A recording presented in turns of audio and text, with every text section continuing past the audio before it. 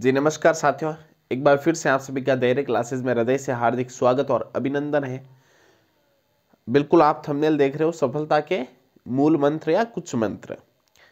देखिए, सक्सेस जो एक अभ्यर्थी से, एक बेरोजगार से जो रोजगार तक का सफर होता है, एक सरकारी नौकरी के एस्पिरेंट से सरकारी नौकरी तक का सफर होता है, उस सफर की सफलता के कुछ मंत्र आपके साथ में साझा करूंगा। और इसको मैं वर्तमान में जो कंडीशन है, वर्तमान की जो परिस्थितियां हैं, उनसे मैं जोड़ते हुए इस वीडियो में आगे बढ़ूंगा। और आपके वर्तमान में जो भर्तियों की अनिश्चितता से या किसी भी प्रकार से कोई आपके अंदर डाउट अगर है तो वो अवश्य आपके अंदर क्लियर होगा। ये वीडियो आपके लिए महत्वपूर्ण होगा। इस वीडियो को आप पूरा अवश्य देखें और आपके मन के अंदर जो द्वंद्व उत्पन्न हो रहा है वो द्वंद्व आपका अवश्य दूर होगा। चलिए देखिए, पहला पॉइंट सफलता के कुछ मंत्र में निश्चित लक्ष्य। सबसे पहली जो चीज होती है वो होती है निश्चित लक्ष्य। जैसे कई बार L2 में हम देखते ना, कई साथी ये होते हैं कि हम हिंदी से तैयारी करें। इस चीज के लिए कंफ्यूजन है कि हम हिंदी से तैयारी करें या हम SST से तैयारी करें या हम सेकंड ग्रेड की तैयारी करें। तो उनमें क्या है, लक्ष्य की अनिश्चितता है, निश्चित लक्ष्य नहीं है। अगर उनमें लक्ष्य की निश्चितता नहीं है तो वो आधी, मतलब हिंदी से आधी तैयारी उन्होंने कर ली, फिर आधे सफर पे उन्हें जाकर लगेगा कि यार SST ठीक थी, उसमें इतनी कठिन नहीं थी। अगर उसमें कोई कठिनाई आएगी तो उसमें वो हमारी थिंकिंग, वो एक कंफ्यूजन आता है, वो कहीं ना कहीं हमारे सफलता में एक अवरोधक के रूप में काम करता है।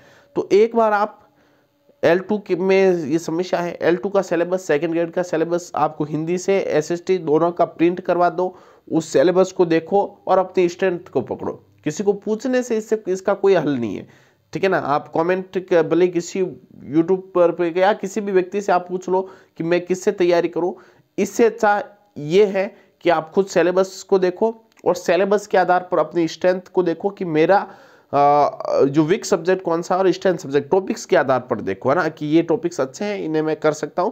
तो फिर उसको फाइनली सेलेक्ट कीजिए और उसको सेलेक्ट करने के बाद फिर पीछे मुड़कर मत देखिए। तो एक निश्चित लक्ष्य सफलता के लिए बहुत ही आवश्यक है।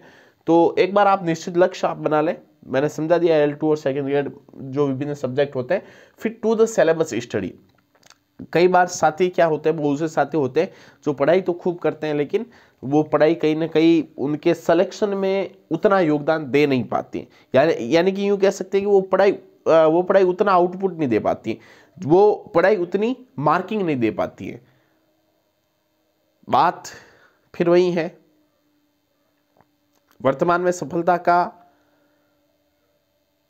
सिर्फ नौकरी के परिणाम तक देखी जाती है कि अगर आप नौकरी लग गए तो आप ने पढ़ा है।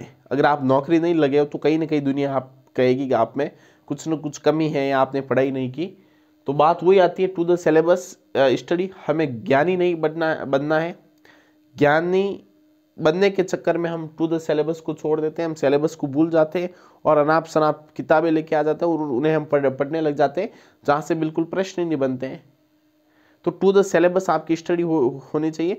देखिए, आपके अंदर ये होना चाहिए कि जो मुझे आता है वो मैं कर लूंगा और जो नहीं आता वो मैं सीख लूंगा। और किसी नौकरी को प्राप्त करने के लिए सर्वज्ञानी होना कोई उसकी शर्त नहीं है। बस आपको उसका सिलेबस, आपको कहीं से प्रश्न कोई भी पूछ ले, कहीं और से, है ना, आप आउट ऑफ सिलेबस से अगर आपको कोई प्रश्न पूछे, वो प्रश्न अगर आपको नहीं आता है तो कोई घबराने की बात नहीं। लेकिन आपकी तैयारी उस स्तर तक पहुंच जानी चाहिए कि आपको अगर आपके सिलेबस से कोई भी प्रश्न पूछे तो वो प्रश्न आपको याद होना चाहिए। तो मैंने बता दिया कि ज्ञानी नहीं बनना, टू द सिलेबस स्टडी करनी है, बस सिलेबस से बाहर एक बार छोड़ दीजिए। फिर प्लानिंग। कहा भी जाता है कि अच्छी रणनीति जो हमारा सफर होता है उसका आधा रास्ता तय कर देती है। एक अच्छी प्लानिंग हमारी होनी चाहिए कि जैसे हर दिन की प्लानिंग, वैसे 6 महीने की प्लानिंग, ठीक है ना, कम से कम मानिए आप 6 महीने की, फिर उसमें मंथ वाइज प्लानिंग, फिर उसमें डे वाइज प्लानिंग। इस पर मैंने पूरा विस्तृत वीडियो डाल रखा है, जो मैंने वीडियो डाल रखा है अध्यापक भर्ती परीक्षा लेवल 1 बुक लिस्ट और मेरा कैसे चयन हुआ। उसमें मैंने पूरी प्लानिंग आपको बता रखी है कि हमारी डे वाइज प्लानिंग होनी चाहिए। जैसे इस तरह की कोई हम डायरी बना सकते हैं ना, इस तरह से। मैं तो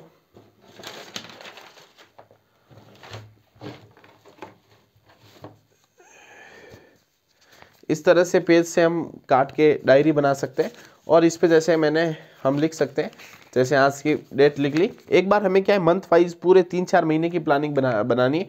पूरे सिलेबस को हमें कॉपी के अंदर, मैंने एक आपको बताया भी था बीच में, वो कॉपी, एक सेकेंड है ना, 2 मिनट में देखता हूँ वो कॉपी मिल जाए, तभी मैं वापस एक बार आपको बता देता हूँ।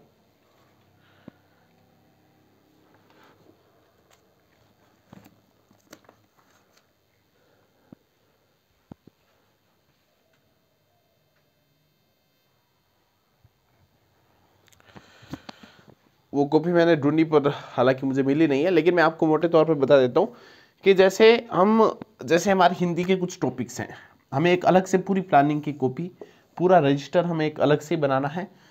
उस पर आपका कुछ मोटिवेशन आप पहले पेज पे लिख सकते हो, मैंने उसमें बताया भी था, वो वीडियो आप अवश्य देखना, उसमें मैंने बता रखा था।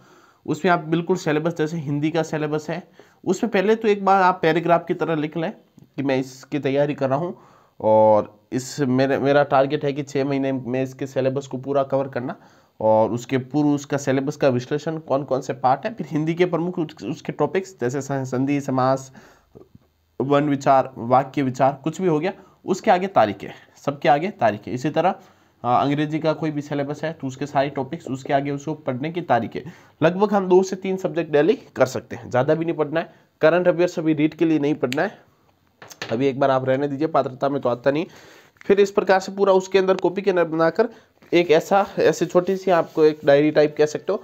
फिर उसके अंदर आज की तारीख डाली, हिंदी डाला, हिंदी के अंदर हमें कौन सा टॉपिक पढ़ना है यही इसके अंदर से देखना है, अंग्रेजी के अंदर देखना है, विज्ञान, जो भी सब्जेक्ट है सारी हमने यहाँ लगा ली, और सारे दिन को पढ़ के जब शाम को सोने से पहले सारी टॉपिक्स पर जो पढ़े हैं उन पर हमें राइट लगाना और उनके नंबर भी देने हैं। मैंने बताया भी था आपको वो 27 मिनट वाले वीडियो में, लेकिन वो कॉपी मिली नहीं, मिलेगी तो आगे और आपको बता देंगे। तो इस प्रकार से प्लानिंग एक अच्छी रणनीति की इसमें महत्वपूर्ण भूमिका होती है, और एक अच्छी रणनीति हमारे जो सफर होता है उसके आधे रास्ते को तय कर देती है। इसके अलावा अगला पॉइंट है रिवीजन। देखिए रिवीजन का बड़ा महत्व होता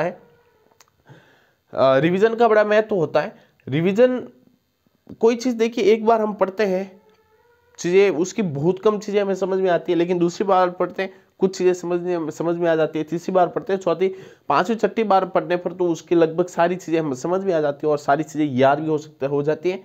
कोई भी व्यक्ति एक दिन में सफल नहीं होता है, कहाँ भी जाता है कि दिन बनाने में रात लगती है, तुमको ये बात आसान लगती है।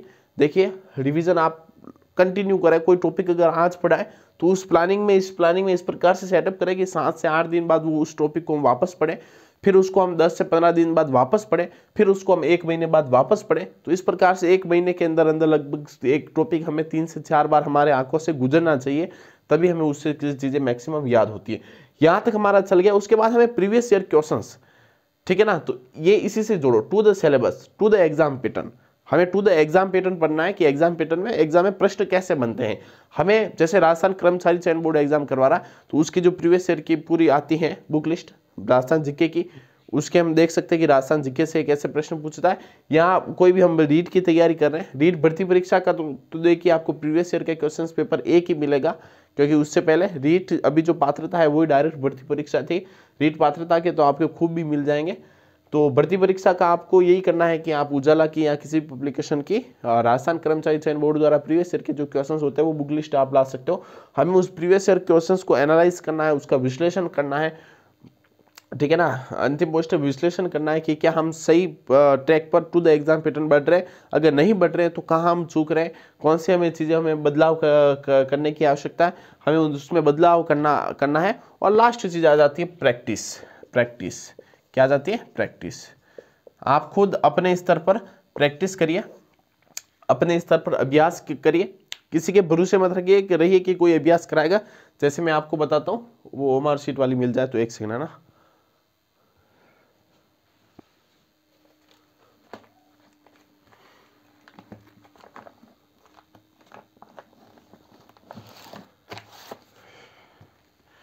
ये देखिए, ये ओमार शीट वाली, मैं किसी ऐप पर डिपेंड नहीं रहा कि वो पेपर लॉन्च करेगा, उसमें मैं डायरेक्टली दूंगा। कहाँ भी जाता है कि सफलता मेहनत करने वालों पर फिदा होती है। तो ये देखिए, बिल्कुल मैंने खुद ने प्रैक्टिस कर रखी है ओमार पर, बिल्कुल उसी प्रकार से। ये देखिए, खुद को वापस नंबर भी दिए हैं, कितने नंबर आए। इस प्रकार से प्रैक्टिस का जीवन में बड़ा ही महत्व होता है। सारे मैंने कब कब प्रैक्टिस करी वो भी इसमें डाल, टाइम देखो 15 जुलाई 2022 को ये प्रैक्टिस मैंने कर रखी है रीट के लिए। ये देखिए सारे पूरा रीट से ये प्रैक्टिस से भरा हुआ है। तो इस प्रकार से प्रैक्टिस का अपने जीवन में सफलता का बड़ा महत्व होता है। हमें एग्जाम पैटर्न के देखिए हम कई बार हम अच्छा पढ़ लेते हैं, लेकिन हम जो एग्ज़ाम हॉल में हमारा कहीं ना कहीं कई साथी कहते हैं कि एग्ज़ाम हॉल में हम उतना बेहतर नहीं कर पाते हैं, क्योंकि हमें जितना हम पूरे साल पढ़ते हैं वो सिर्फ हमें 3 से 4 घंटे में बताना होता है। तो उस टाइम भी आपका माइंड कितना एक्टिव रहता है, तो इसकी प्रैक्टिस हमें पहले कर लेनी चाहिए। कैसे प्रश्न को अटेम्प्ट करना है इसका बड़ा महत्वपूर्ण होता है। तो प्रैक्टिस का भी हमारे सफलता के सूत्र में महत्वपूर्ण, सफलता के इस चौपान में प्रैक्टिस का भी एक महत्वपूर्ण योगदान होता है। और कहा भी जाता है कि कुछ लोग थे जो वक्त के सांचे में डल गए, कुछ लोग थे जो वक्त के सांचे बदल गए। बहुत से लोग ऐसे होते हैं जो सिर्फ बहाने बनाते हैं, जो सिर्फ इधर उधर, देखिए आप बुक लिस्ट के बारे में या यूट्यूब पे अगर पूरे दिन वीडियो देखते हो तो वो भी गलत बात है। हालांकि मैं आपकी अंदर की भावना को समझ सकता हूँ, लेकिन एक बार आप चीज़ें अपनी जो पढ़ने का सोर्स है उसको एक बार कंफर्म कर लीजिए कि मैं यहीं से पढ़ूंगा, मतलब यहीं से पढ़ूंगा। उसके बाद बिना वापस उसके बारे में सोचे, बार बार बुक लिस्ट के बारे में सोचे नहीं और आगे बढ़ जाए और निरंतर मेहनत करते रहें। और वो वापस मैं लाइन रिपीट कर रहा हूँ, कुछ लोग थे जो वक्त के सांचे में डल गए, कुछ लोग थे जो वक्त के सांचे बदल गए, कुछ लोग थे जो सिर्फ बहाने बनाते गए कि हम अभी भर्ती नहीं है, हम कैसे तैयारी करें, मन ही नहीं लग रहा है। तो वो क्या है, वो वक्त के सांचे में डल रहे हैं। और कुछ लोग होते हैं जो वक्त के सांचे बदल देते हैं। कुछ लोग हैं इन विपरीत परिस्थितियों में पढ़ाई करते हैं। जब हम कई रील्स देख रहे होते हैं तो किसी न किसी कोने पर कोई न कोई बैठकर किताबें पढ़ रहा होता है, उस एग्जाम की तैयारी कर रहा होता है। तो सफलता तो उसी को मिलनी है, और सफलता मेहनत करने वालों पर फिदा होती है। किस्मत का इसमें कुछ रोल नहीं होता है। जो मेहनत करता है उसका भगवान भी साथ देता है और किस्मत भी साथ देती है। तो आप अपने तमाम दोस्तों को इस क्लास को शेयर करिएगा। हम बिल्कुल व्यवहारिक चीज़ें मैं इस क्लासेस के द्वारा आपको देता हूं और हमेशा आगे देता रहूँगा। आपका भी अपना कर्तव्य है कि आप अपने तमाम दोस्तों को इस क्लास को शेयर करें। धन्यवाद।